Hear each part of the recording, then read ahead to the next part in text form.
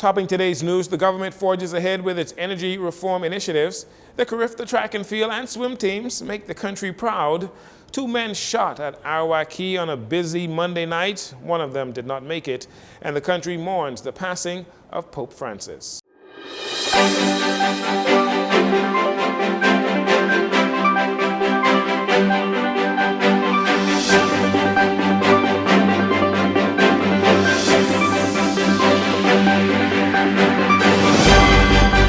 Jcn Evening News. I'm Jcn Saunders. It is a pleasure to have you join us.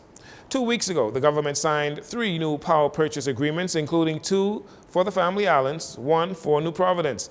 Continuing this trend, and in keeping with the government's energy reform policy, the government signed yet another power purchase agreement today for a number of Family Islands, including Andros, Cat Island, San Salvador, Long Island, and Great Harbor Key.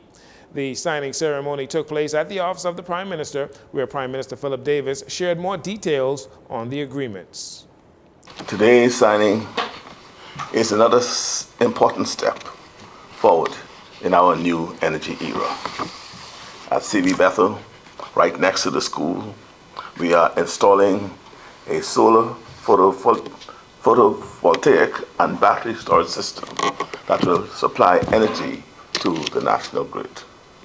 A power purchase agreement is a long-term contract between a private company that generates electricity and the government that purchases that electricity and feeds it into the national electricity grid, thus taking pressure off the nation's main generators at Bahamas Power and Light, especially during the peak summer months. Today, the signing also comes on the heels of an IMF report that said the government's electricity sector reform that seeks to increase renewable energy and modernize the transmission and distribution infrastructure has the potential to narrow the country's deficit and reduce the country's vulnerability to shifting oil prices, while also boosting growth and reducing carbon dioxide emissions. The government has also signed a PPA for Eleuthera, Abaco, and Exuma. Team Bahamas giving outstanding performances in track and field and swimming at this year's Carifa Games. In track and field, the Bahamas came second behind Jamaica with 37 medals, including 16 gold, 13 silver, and 8 bronze medals. It is an improvement over the 37 medals won in Grenada last year, when the track and field team won 9 gold medals. Jamaica, once again, though, winning the medal race with 78 total medals, including 30 gold. For the Bahamas, there were a number of outstanding athletes, including Egan Neely, who won 4 gold medals in the under-17 boys division, achieving gold in the 200 meters, the 400 meters, the 4x1, and the 4x4 relays, of which he anchored both teams. The track and field team is expected to arrive home from Trinidad and Tobago at around 9 p.m. this evening. Meanwhile, also competing in Trinidad and Tobago, the Bahamas Carifa swim team captured its 7th consecutive team title with 55 medals, including 21 gold, 16 silver, 18 bronze medals to go along with 739 points. Jamaica was second with 12 gold medals, 566 points. The Bahamas swim team expected to arrive home on Wednesday morning around 7 a.m. It was around 11 p.m. at the extremely popular Arawak fish fry when gunshots rang out, causing patrons to scramble for safety. At the end, 2 men were shot. One of them did not make it. He died of his wounds at the scene. In this brief video that was shared on social media, you could hear the 6 gunshots fired as patrons ran from the scene.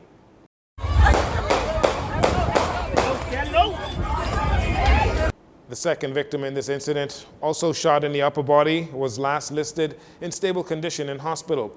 Police say it happened after 2 men got into an altercation. One of them produced a firearm and shot the victims. The shooter fled the scene through the western entrance at Arawak. He is described as having dark skin, dreadlocks, and wearing a red shirt at the time of the incident. If you have any information regarding this incident, you are asked to contact the police. You can remain anonymous by calling Crime Stoppers at 328-TIPS, 328-8477. Again, there was big news entering the holiday weekend as shipping companies, merchants, and consumers here in the Bahamas and across the region let out a sigh of relief now that the United States Trade Representative has exempted owners of Chinese-built shipping vessels servicing the Great Lakes, the Caribbean, and other U.S. territories from exorbitant tariffs. The plan was revised after opposition from the global maritime industry that pointed out the sharp rise in the cost of doing business and ultimately the cost of living for ordinary people in the U.S. and the Caribbean and other countries in the region as well. And finally, in this segment, Bahamians among millions of Catholics worldwide mourning the death of Pope Francis. He passed away yesterday after greeting the public in St. Peter's Square on Easter Sunday.